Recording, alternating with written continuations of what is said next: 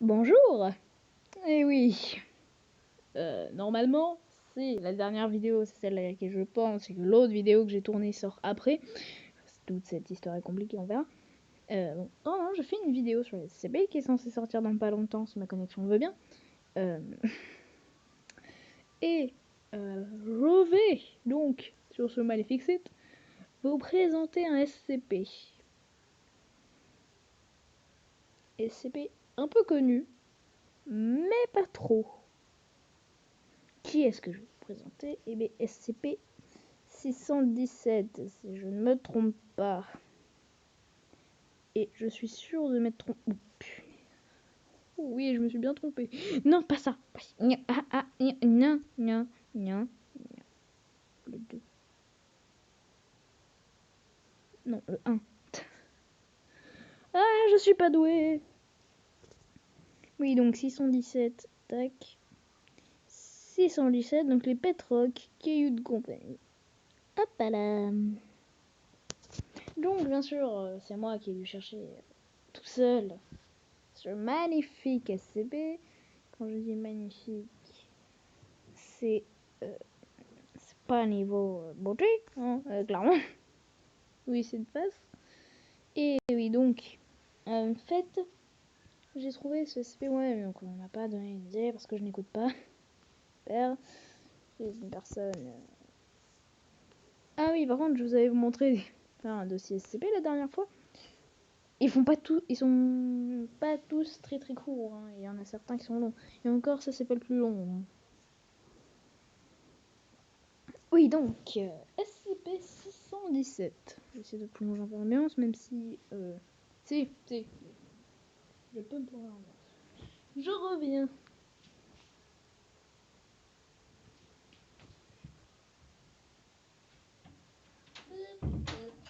Voilà. Là, on est un peu plus... d'ambiance.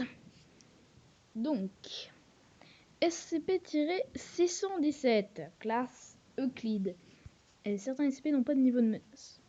Donc, procédure de confinement spécial, sachant que tous les SCP sont confinés, je l'ai déjà dit, il me semble. SCP-617 doit être conservé dans un conteneur insonorisé de manière constante. Lorsqu'il est confiné, SCP-617 doit être gardé dans sa cellule, confinement insonorisé, et sa bouche doit être fermée en toutes circonstances en dehors des expérimentations et les périodes de nourrissage planifiées. Comprenez ce qu'il y a à comprendre. Tous les membres du personnel entrant dans la zone de confinement de SCP-617 doivent porter des protections auditives en tant que mesure de précaution. SCP-617 ne peut être retiré de sa cellule de confinement sans l'approbation d'un chercheur de niveau 4 et doit être gardé dans son conteneur sécurisé quand il est déplacé. Alors, niveau 4, j'ai déjà expliqué dans l'autre vidéo ce que c'est. Hein, donc, vous dites, mais pourquoi insonorisé? Pourquoi il doit avoir des protections auditives? Attendez, il y a une description juste là.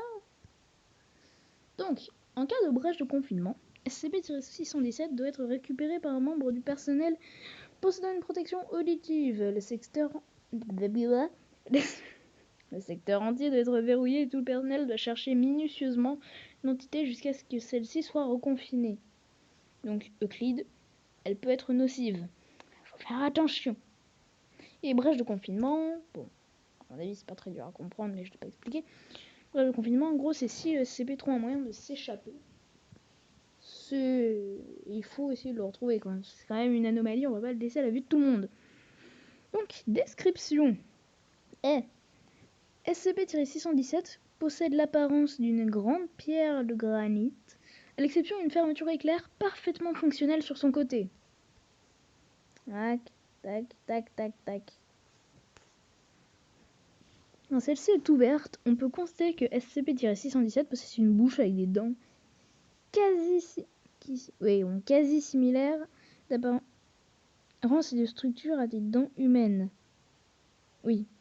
Le rayon X et le scanner IRM de SCP-617 semblent ne pas pouvoir pénétrer sa surface rocheuse. Des tests similaires pour tenter de sonder les systèmes internes de SCP-617 se sont également révélés non concluants. La bouche de SCP-617 fonctionne parfaitement pour produire des sons et aussi être utilisée pour consommer de la nourriture.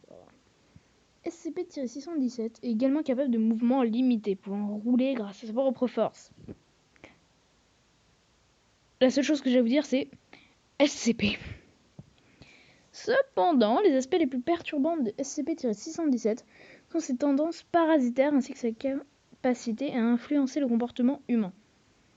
En plus de savoir parler, ça je ne le savais pas, SCP-617 est capable d'émettre un son à basse fréquence qui lui permet d'exercer un contrôle subliminal sur tout être humain. En gros, on ne l'entend pas, mais notre corps, lui, l'entend. Les êtres humains affectés par SCP-617 s'y attacheront émotionnellement, le traitant comme un animal de compagnie, en prenant soin du mieux qu'ils le peuvent. C'est pour ça qu'on l'appelle la pet rock ou le cahier de compagnie. Tant qu'elles sont affectées par SCP-617, les victimes feront de la santé de SCP-617 une priorité, lui donnant une maison, le protégeant du danger, et le plus important, faisant en sorte qu'il soit bien nourri. Et ça. SCP-617 possède un système digestif actif et suit un régime principalement constitué de chair fraîche. Super. Comme il ne peut pas obtenir de nourriture par lui-même, SCP-617 persuade son propriétaire de lui en ramener.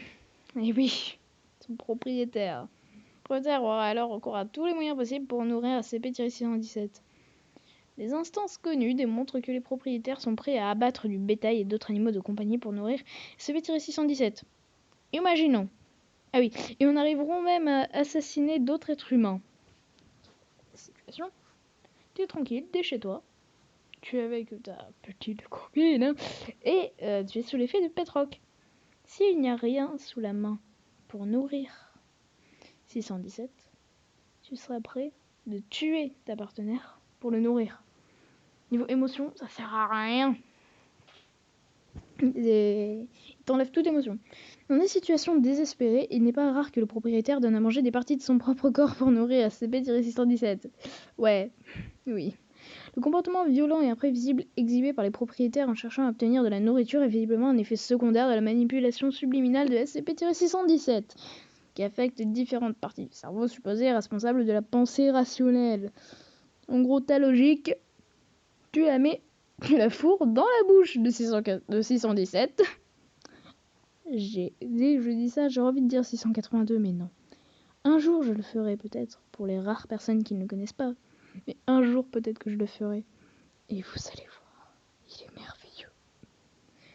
De temps en temps, SCP-617 commencera à dévorer son propriétaire lors de son sommeil, qui ne remarquera pas l'attaque ou ne montrera tout simplement aucun signe de détresse quand il s'en rendra compte, continuant à s'occuper de SCP-617 comme si ce comportement était parfaitement normal. Oui, ta logique dans sa bouche. Cependant, une fois le propriétaire séparé du son à basse fréquence que SCP-617 produit, il finira par se remettre de ses effets, même si les victimes peuvent faire des rechutes s'ils sont à nouveau exposés à SCP-617. Normal. Des recherches plus avancées ont montré que refermer la bouche de SCP-617 neutralise complètement ses capacités à produire des sons. Cependant, il faut encore le nourrir et l'entité est toujours capable de faire quelques mouvements limités, roulant lentement sur le sol par impulsion. Oui, il est prêt à tout.